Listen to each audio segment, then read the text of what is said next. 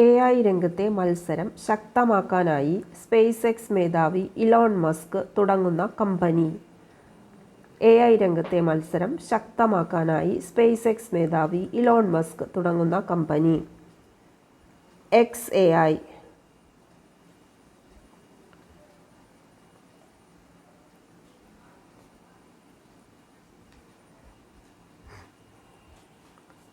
അമ്പത്തിനാലാമത് സംസ്ഥാന ചലച്ചിത്ര പുരസ്കാരത്തിൽ ഏത് ചിത്രത്തിലെ അഭിനയത്തിനാണ് ബീന ആർ ചന്ദ്രന് മികച്ച നടിക്കുള്ള അവാർഡ് ലഭിച്ചത്?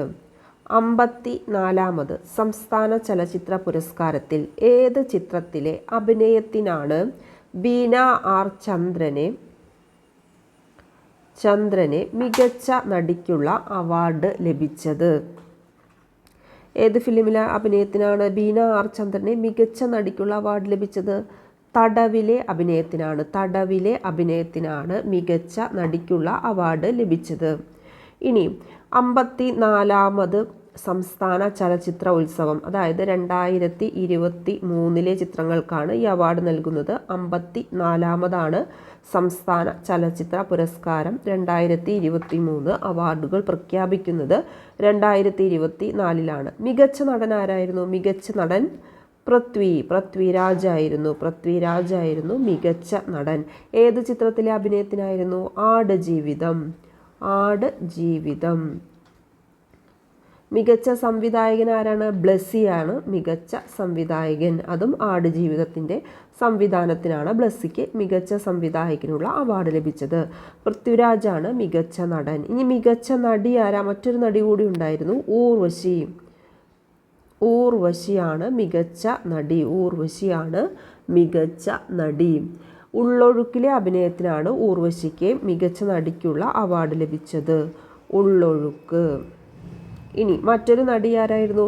ബീന ആർ ചന്ദ്രന് തടവിലെ അഭിനയത്തിനാണ് ബീന ആർ ചന്ദ്രന് മികച്ച നടിക്കുള്ള അവാർഡ് ലഭിച്ചത്.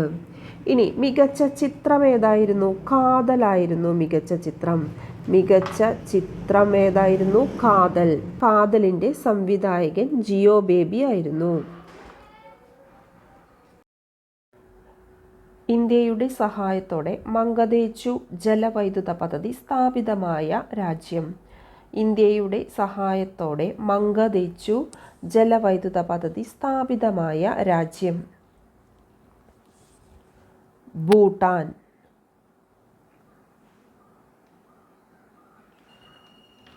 പോളാവാരം ജലസേചന പദ്ധതി നിലവിൽ വരുന്ന സംസ്ഥാനം? ആന്ധ്രാപ്രദേശ്.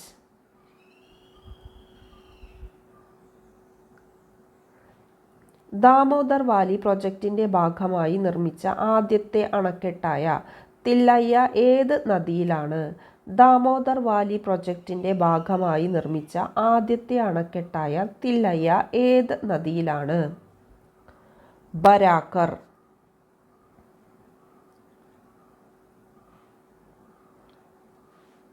ഊർജയാനം പദ്ധതിയുടെ ഭാഗമായി പ്രഖ്യാപിക്കപ്പെട്ട ഇന്ത്യയിലെ ആദ്യത്തെ ഫിലമെന്റ് ബൾബ് ഫ്രീ പഞ്ചായത്ത് ഏത്? ഊർജയാനം പദ്ധതിയുടെ ഭാഗമായി പ്രഖ്യാപിക്കപ്പെട്ട ഇന്ത്യയിലെ ആദ്യത്തെ ഫിലമെന്റ് ബൾബ് ഫ്രീ പഞ്ചായത്ത് ഏത്? പീലിക്കോട്. ഇന്ത്യയിലെ ആദ്യ പുനരുപയോഗ ഹൈബ്രിഡ് റോക്കറ്റ് റൂമി 1. രാജ്യത്തെ ഏത് പ്രദേശവും അടയാളപ്പെടുത്തുന്നതിനായി തപാൽ വകുപ്പ് അവതരിപ്പിക്കാനൊരുങ്ങുന്ന സംവിധാനം? രാജ്യത്തെ ഏത് പ്രദേശവും അടയാളപ്പെടുത്തുന്നതിനായി തപാൽ വകുപ്പ് അവതരിപ്പിക്കാൻ ഒരുങ്ങുന്ന സംവിധാനം? ഡിജിപിൻ. 2024 കേന്ദ്ര സാഹിത്യ അക്കാദമി ബാലസാഹിത്യ പുരസ്കാരം നേടിയത്? 2024 കേന്ദ്ര സാഹിത്യ അക്കാദമി ബാലസാഹിത്യ പുരസ്കാരം നേടിയത് ഉണ്ണി അമ്മയമ്പലം. ഇദ്ദേഹത്തിനാണ് ബാലസാഹിത്യ പുരസ്കാരം ലഭിച്ചത്. ഇദ്ദേഹത്തിൻ്റെ അൽഗോരിതങ്ങളുടെ നാട് എന്ന കൃതിക്കാണ് അവാർഡ് ലഭിച്ചത്. അൽഗോരിതങ്ങളുടെ നാട് എന്ന കൃതിക്കാണ് 2024 കേന്ദ്ര സാഹിത്യ അക്കാദമി ബാലസാഹിത്യ പുരസ്കാരം ലഭിച്ചത്. 2024 നാറ്റോ ഉച്ചകോടിയുടെ വേദി. 2024 നാറ്റോ ഉച്ചകോടിയുടെ വേദി വാഷിങ്ടൺ. 1949 നാറ്റോ സ്ഥാപിതമായത്. ഇതിൻ്റെ ആസ്ഥാനം ഏതാണ്? ബ്രസൽസ് ആണ് ആസ്ഥാനം, ബ്രസൽസ്.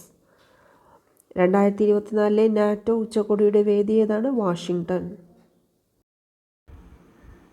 കഴിഞ്ഞ LGS എക്സാമിനുള്ള ഒരു ചോദ്യമാണ്.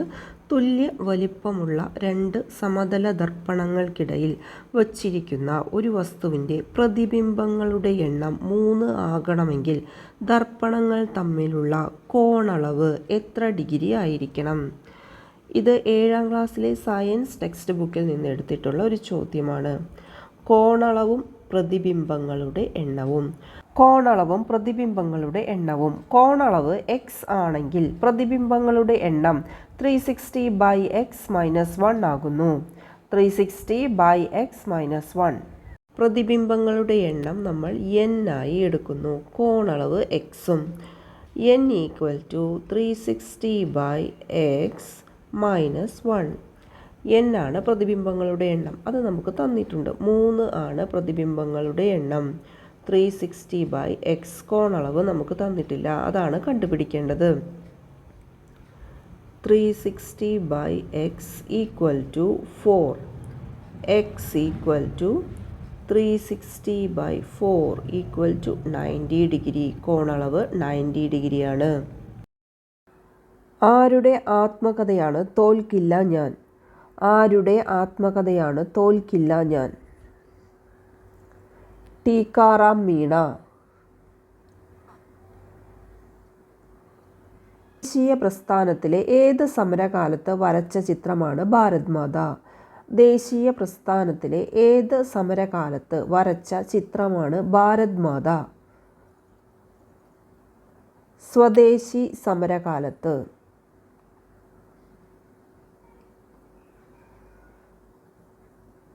ഭരണഘടനയുടെ ആമുഖത്തിൽ പരാമർശിച്ചിരിക്കുന്ന തീയതി ഏത്?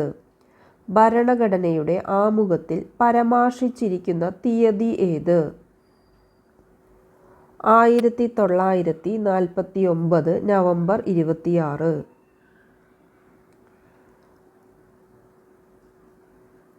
Rubber research institute of India സ്ഥിതി ചെയ്യുന്ന ജില്ല. Rubber research institute of India സ്ഥിതി ചെയ്യുന്ന ജില്ല കോട്ടയം. ഏത്തവാഴ ഗവേഷണ കേന്ദ്രം എവിടെയാണ്? ഏത്തവാഴ ഗവേഷണ കേന്ദ്രം എവിടെയാണ്? കണ്ണാറ. കണ്ണാറ. ഇനി സംസ്ഥാന നാളികേര ഗവേഷണ കേന്ദ്രം. നാളികേര ഗവേഷണ കേന്ദ്രം എവിടെയാണ്? ബാലരാമപുരം. ബാലരാമപുരം. കാപ്പി ചൂണ്ടൽ. കാപ്പി ഗവേഷണ കേന്ദ്രം എവിടെയാണ്? ചൂണ്ടൽ. മണ്ണ് സംരക്ഷണ ഗവേഷണ കേന്ദ്രം. മണ്ണ് സംരക്ഷണ ഗവേഷണ കേന്ദ്രം എവിടെയാണ്? Konni. Forest research institute Peechi ആണ്. Forest research institute Peechi. ഇഞ്ചി ഗവേഷണ കേന്ദ്രം. ഇഞ്ചി അമ്പലവയൽ. അമ്പലവയൽ. കൈതച്ചക്ക എവിടെയാണ്? കൈതച്ചക്ക വാഴക്കുളം. വാഴക്കുളം. സംസ്ഥാന ഏലം ഗവേഷണ കേന്ദ്രം. പാമ്പാടുംപാറ.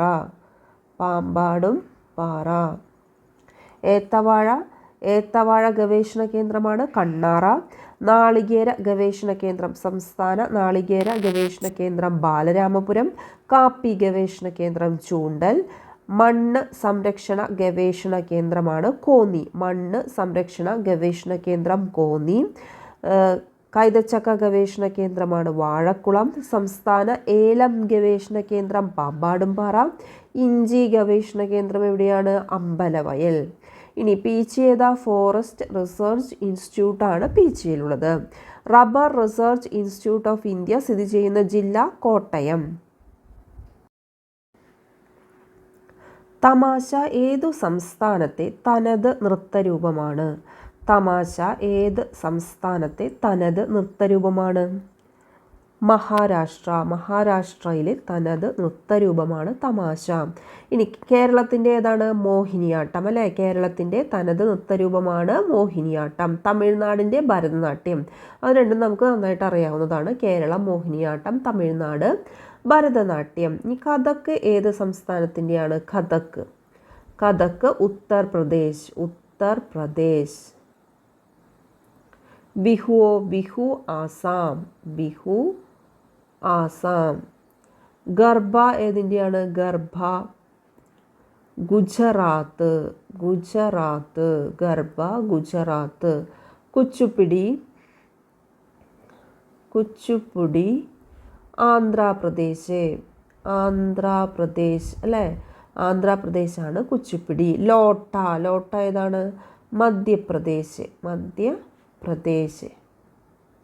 നമുക്ക് 3 സംസ്ഥാനങ്ങൾ കൃത്യമായിട്ട് അറിയാം അല്ലേ? കുച്ചുപ്പിടി ആന്ധ്രാപ്രദേശ്, ഭരതനാട്യം തമിഴ്നാട്, മോഹിനിയാട്ടം കേരള, പിന്നെ കഥക്ക് ഉത്തർപ്രദേശ്, ബിഹു ആസാം, ഗർഭ ഗുജറാത്ത്, ലോട്ട മധ്യപ്രദേശ്. തമാശ ഏതാണ്? തമാശ മഹാരാഷ്ട്ര. ഭാരതീയ വിദ്യാഭവൻ സ്ഥാപിച്ചത് ആരെ? ഭാരതീയ വിദ്യാഭവൻ സ്ഥാപിച്ചത് ആരെ? K M Munshi. ഭാരതീയ വിദ്യാഭവൻ ആരാണ് സ്ഥാപിച്ചത്? കെ എം മുൻഷിയാണ്.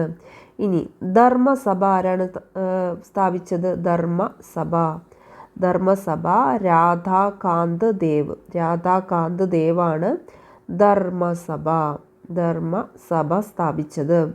ഇനി ഹരിജൻ സേവക് സംഘം. ഹരിജൻ സേവക് സംഘം അതാരാണ് സ്ഥാപിച്ചത്? മഹാത്മാഗാന്ധി. ഹരിജൻ സേവക് സംഘം. ഇനി ഭൂദാന പ്രസ്ഥാനം സ്ഥാപിച്ചതോ? ഭൂദാന പ്രസ്ഥാനം. ഭൂദാന പ്രസ്ഥാനം ആരാണ് സ്ഥാപിച്ചത്? ആചാര്യ വിനോബാവെ അല്ലെ? വിനോബാവെയാണ് സ്ഥാപിച്ചത്. വിനോബാവെ. വിനോബാവെയാണ് ഭൂദാന പ്രസ്ഥാനം സ്ഥാപിച്ചത്. ആര്യ സമാജം ആരായിരുന്നു? ആര്യസമാജം. ആര്യസമാജം സ്വാമി ദയാനന്ദ സരസ്വതി. രാമകൃഷ്ണ മിഷനോ? സ്വാമി വിവേകാനന്ദൻ. രാമകൃഷ്ണ മിഷൻ. രാമകൃഷ്ണ മിഷൻ ആരാണ്? സ്വാമി വിവേകാനന്ദൻ. വിവേകാനന്ദനാണ് സ്ഥാപിച്ചത്. ഈ ഹിതകാരിണി സമാജം. ഹിതകാരിണി സമാജം ആരാണ് സ്ഥാപിച്ചത്? ഹിതകാരിണി സമാജം ആരാണ് സ്ഥാപിച്ചത്? വീരേശലിംഗം പന്തലു. വീരേശലിംഗം പന്തലു ആണ് സ്ഥാപിച്ചത്. ഇനി മദ്രാസ് മഹാജനസഭ സ്ഥാപിച്ചത് ആരൊക്കെയാണ്? M Veeraraghavachari, G Subramania Iyer, P Ananda Charlu. ആരൊക്കെയാണ്? Madras Mahajana Sabha M Vijayaraghavachariar, G Subramania Iyer, P Ananda Charlu. ഇനി നമുക്കൊന്നുകൂടി നോക്കാം. ആരാണ് ധർമ്മസഭ സ്ഥാപിച്ചത്? രാധാകാന്തദേവ്. രാധാകാന്തദേവാണ് ധർമ്മസഭ സ്ഥാപിച്ചത്. അടുത്തത് ഹരിജൻ സേവക് സംഘം. ഹരിജൻ സേവക് സംഘം ആരാണ് സ്ഥാപിച്ചത്? ഗാന്ധിജിയാണ് സ്ഥാപിച്ചത് അല്ലെ? ഹരിജൻ സേവക് സംഘം ഗാന്ധിജി. ഇനി ഭൂദാന പ്രസ്ഥാനം സ്ഥാപിച്ചത് ആരാണ്? ആചാര്യ വിനോബാ ഭാവെ. ആചാര്യ വിനോബാ ഭാവെയാണ് ഭൂദാന പ്രസ്ഥാനം സ്ഥാപിച്ചത്. ഇനി social service league. Social service league ആരാണ് സ്ഥാപിച്ചത്? Social service league N M Joshi. NM ജോഷിയാണ് സോഷ്യൽ സർവീസ് ലീഗ് സ്ഥാപിച്ചത്. അടുത്തതാരാണ്? ആര്യസമാജം ദയാനന്ദ സരസ്വതിയാണ് ആര്യസമാജം സ്ഥാപിച്ചത്. രാമകൃഷ്ണ മിഷൻ സ്വാമി വിവേകാനന്ദൻ. ഹിതകാരണി സമാജം ആരാണ്? വീരേശലിംഗം പന്തലു. ഹിതകാരണി സമാജം വീരേശലിംഗം പന്തലു. കോൺഗ്രസിൻ്റെയും മുസ്ലിം ലീഗിൻ്റെയും പ്രസിഡന്റായ ഏക വ്യക്തി. കോൺഗ്രസിൻ്റെയും മുസ്ലിം ലീഗിൻ്റെയും പ്രസിഡന്റായ ഏക വ്യക്തി MN അൻസാരി.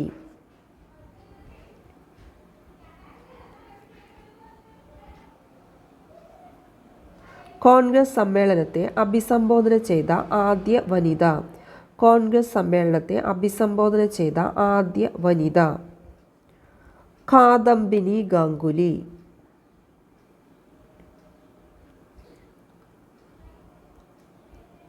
സ്വാതന്ത്ര്യത്തിന് മുമ്പ് ഏറ്റവും കൂടുതൽ തവണ കോൺഗ്രസ് സമ്മേളനത്തിന് വേദിയായ നഗരം. സ്വാതന്ത്ര്യത്തിന് മുമ്പ് ഏറ്റവും കൂടുതൽ തവണ കോൺഗ്രസ് സമ്മേളനത്തിന് വേദിയായ നഗരം കോൽക്കട്ട.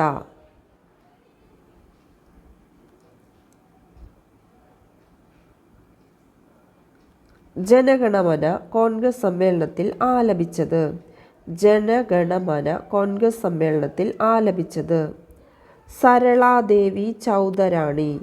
സരളാദേവി ചൗധരാണി. ഏത് കോൺഗ്രസ് സമ്മേളനത്തിലാണ് പ്രവർത്തകർ ഖാദി ധരിക്കണമെന്ന നിബന്ധന കൊണ്ടുവന്നത്? ഏത് കോൺഗ്രസ് സമ്മേളനത്തിലാണ് പ്രവർത്തകർ ഖാദി ധരിക്കണമെന്ന നിബന്ധന കൊണ്ടുവന്നത്? 1926 ഗുവാഹത്തി സമ്മേളനം. 1926 ഗുവാഹത്തി സമ്മേളനം. TK മാധവൻ ദേശാഭിമാനി പത്രം ആരംഭിച്ച വർഷം. TK മാധവൻ ദേശാഭിമാനി പത്രം ആരംഭിച്ച വർഷം 1915. TK മാധവൻ ദേശാഭിമാനി പത്രം ആരംഭിച്ച വർഷം 1915. ഓസ്ലോ കരാർ ഒപ്പുവെച്ച വർഷം ഏതാണ്? ഓസ്ലോ കരാർ ഒപ്പുവെച്ച വർഷം ഏതാണ്? 1993. എന്താണ് ഓസ്ലോ കരാർ? പാലസ്തീനും ഇസ്രായേലും തമ്മിലുള്ള സംഘർഷങ്ങളെ തുടർന്ന് പാലസ്തീൻ രാഷ്ട്ര രൂപീകരണത്തിന് വേണ്ടി ഉടലെടുത്ത ഉടമ്പടിയാണ് ഓസ്ലോ കരാർ.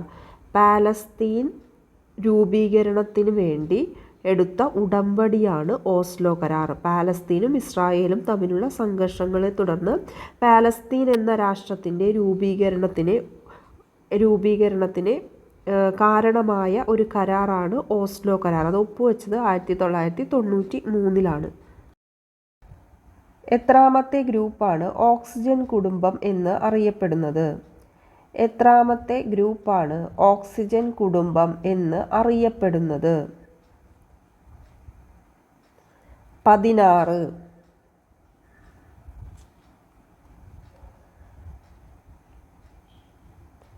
ഏതിൻ്റെ അയിരാണ് കാസിറ്ററൈറ്റ്? ഏതിൻ്റെ അയിരാണ് കാസിറ്ററൈറ്റ്? വെളുത്തീയം.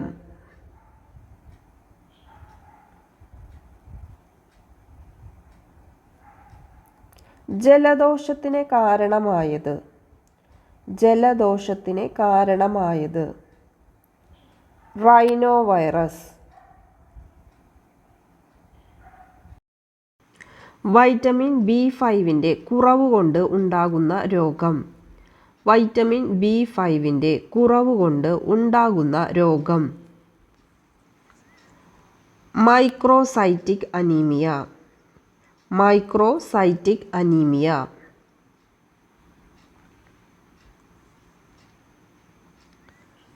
ചൂട്, തണുപ്പ്, മർദ്ദം, സ്പർശം ഈ 4 സംവേദങ്ങളെയും ഒരുപോലെ ഗ്രഹിക്കാൻ കഴിയുന്ന ജ്ഞാനേന്ദ്രിയം. ചൂട്, തണുപ്പ്, മർദ്ദം, സ്പർശം ഈ 4 സംവേദങ്ങളെയും ഒരുപോലെ ഗ്രഹിക്കാൻ കഴിയുന്ന ജ്ഞാനേന്ദ്രിയം ത്വക്ക്.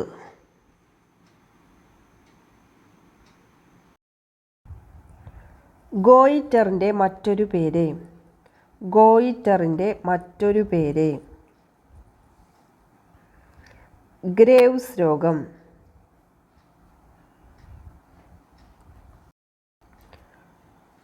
ഓർഗൻ ഓഫ് കോർട്ടി എന്നത് ഏത് അവയവവുമായി ബന്ധപ്പെട്ടതാണ്? ഓർഗൻ ഓഫ് കോർട്ടി എന്നത് ഏത് അവയവവുമായി ബന്ധപ്പെട്ടതാണ്?